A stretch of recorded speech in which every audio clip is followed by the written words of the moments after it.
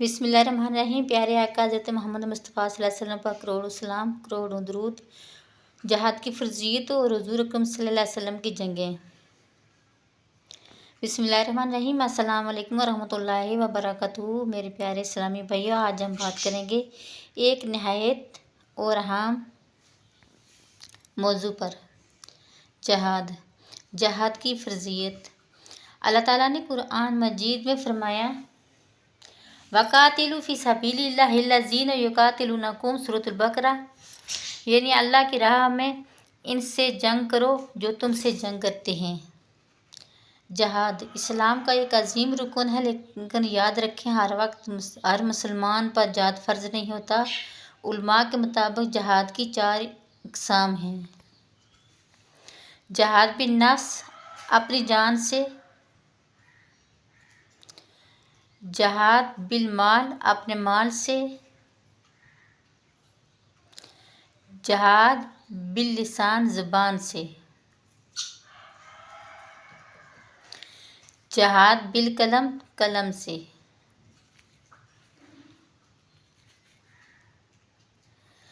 जहाद फ़र्ज कफ़ाया है, यानी अगर कुछ लोग इस फ़रीज़े को अदा कर लें तो बाकियों से ये साकित हो जाता है, मगर अगर दुश्मन मुसलमानों पर चढ़ आए तो इस वक्त ये फ़र्ज़ आइन हो जाता है, यानी हर मुसलमान पर लाज़िम हो जाता है। नबी करीम सल्लल्लाहु अलैहि वसल्लम की जंगें। हमारे आका हज़रत मोहम्मद मुस्तफ़ा सल्लल्लाहु अलैहि वसल्लम ने न सिर्फ जहाद की तालीम दी, बल्कि खुद 27 ग़ज़वात में शरीक हुए, जिनमें से 9 में से अमलन क़िताल भी फरमाया। इन मशहूर ग़ज़वात में शामिल हैं ग़ज़वा बदर, ग़ज़वा उहद, ग़ज़वा खंदक, ग़ज़वा खैबर, ग़ज़वा तबूक। इन जंगों का मकसद कभी भी जुल्म या फतूहात नहीं था, बल्कि इस्लाम और मुसलमानों का दिफा था। दांत मुबारक की शहादत। ग़ज़वा उहद के मौका पर नबी करीम सल्लल्लाहु अलैहि वसल्लम ने नहायत सख्त तकलीफ़ें बर्दाश्त फरमाईं। इस जंग में एक काफ़िर ने आप सल्लल्लाहु अलैहि वसल्लम पर वार किया, जिसके नतीजे में आप सल्लल्लाहु अलैहि वसल्लम का चेहरा मुबारक ज़ख्मी हुआ। खुद यानी लोहे की टोपी आपके सर में धंस गई और दांत मुबारक शहीद हो गया, जो कि मुबारक सामने का दांत था। हज़रत फ़ातिमा रज़ियल्लाहु तआला अन्हा ने इस ज़ख्म को पानी से धोना चाहा, मगर खून बंद न हुआ। फिर हज़रत अली रज़ियल्लाहु तआला अन्हु ने जलती हुई चटाई का टुकड़ा लेकर दागा, तब जाकर खून बंद हुआ। इस्लाम अमन का दीन है, लेकिन जुल्म के ख़िलाफ़ खड़ा होना भी इसी दीन का हिस्सा है। आज हम पर लाज़िम है कि हम जहाद के असल मफ़हूम को समझें और इसको गलत इस्तेमाल से बचाएं। अल्लाह ताला हमें बात कहने, सुनने और अमल करने की तौफ़ीक़ अता फ़रमाए।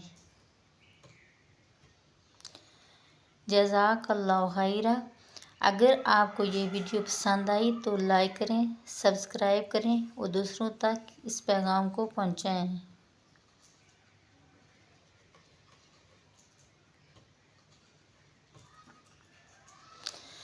फ़लस्तीन में जो जुल्म हो रहा है वो नहायत अफसोसनाक, दिल दहला लेने वाला और इंसानियत के ख़िलाफ़ खुली जारजियत है। इसराइल की जानिब से जो जुल्म फ़लस्तीन मुसलमानों पर ढाया जा रहा है वो न सिर्फ इस्लामी उसूलों के ख़िलाफ़ है, बल्कि आलमी इंसानी हकूक़ की खुली खिलाफ वर्जी भी है। जहाद की फ़र्ज़ियत। फ़लस्तीन के तनाज़र हैं।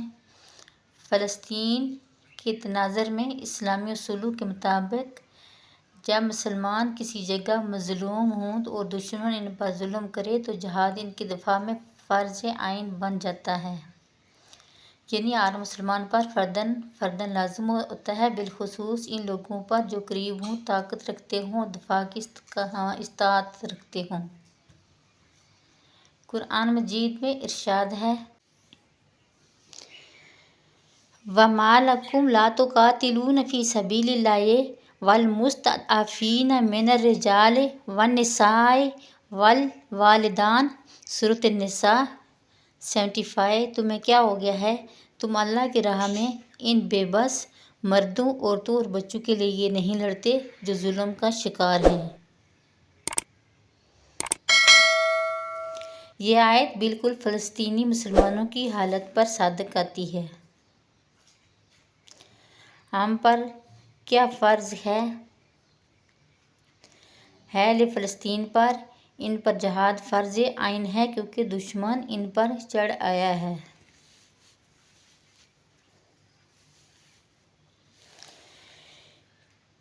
قریبی مسلم ممالک پر ان پر فرض کفایہ تھا، لیکن چونکہ کوئی خاطر خواہ عملی دفاع نہیں کیا جا رہا تو یہ فرض عین میں تبدیل ہو چکا ہے۔ باقی دنیا کے مسلمانوں پر ہم پر بھی کئی درجوں میں ذمہ داریاں عائد ہوتی ہیں۔ مالی امداد جو جہاد بالمال کی صورت ہے، دعاؤں اور اخلاقی حمایت کے ذریعے، جہاد باللسان و بالقلب، سوشل میڈیا اور ذرائع ابلاغ کے ذریعے حق کو اجاگر کرنا، جہاد بالقلم۔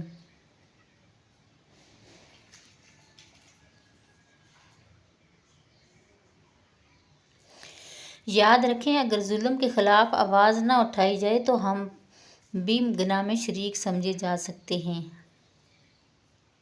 احادیث مبارک: نبی کریم صلی اللہ علیہ وآلہ وسلم نے فرمایا،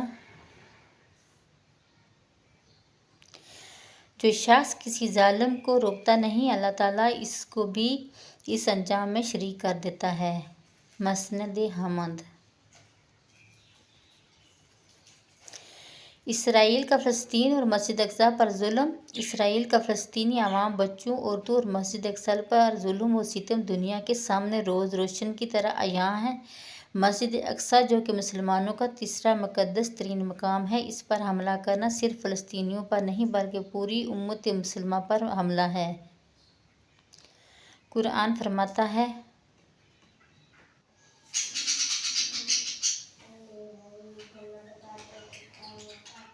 سورۃ بقرہ آیت نمبر 114، اس سے بڑھ کر ظالم کون ہوگا جو اللہ کی مسجدوں میں اس کا نام لینے سے روکے اور ان کی تباہی کی کوشش کرے۔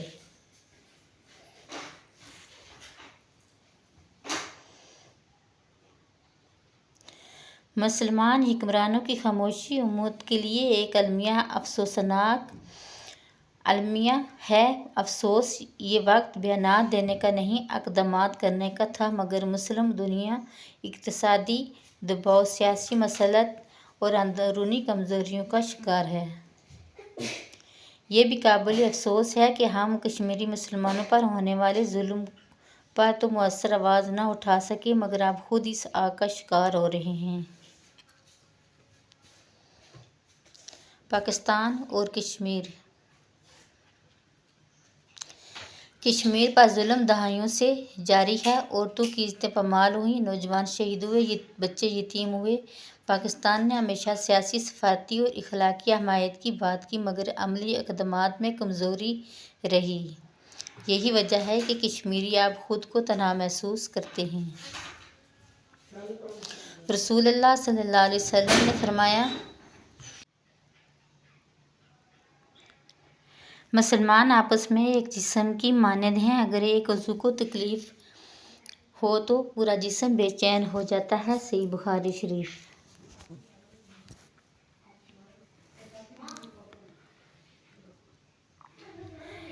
بدقسمتی سے امت مسلمہ اس حدیث پر عمل نہ کر سکی۔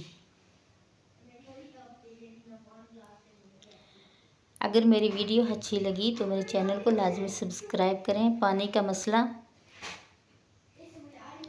جب بھارت نے پاکستان کا پانی بند کیا، جو کہ بین الاقوامی معاہدات کی خلاف ورزی ہے، تب بھی پاکستان کی طرف سے کوئی مؤثر عملی ردعمل سامنے نہ آیا۔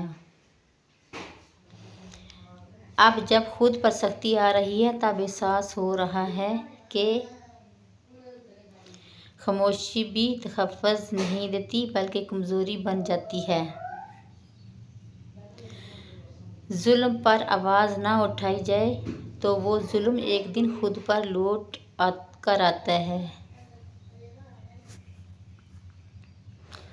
صلو علی الحبیب صلی اللہ تعالیٰ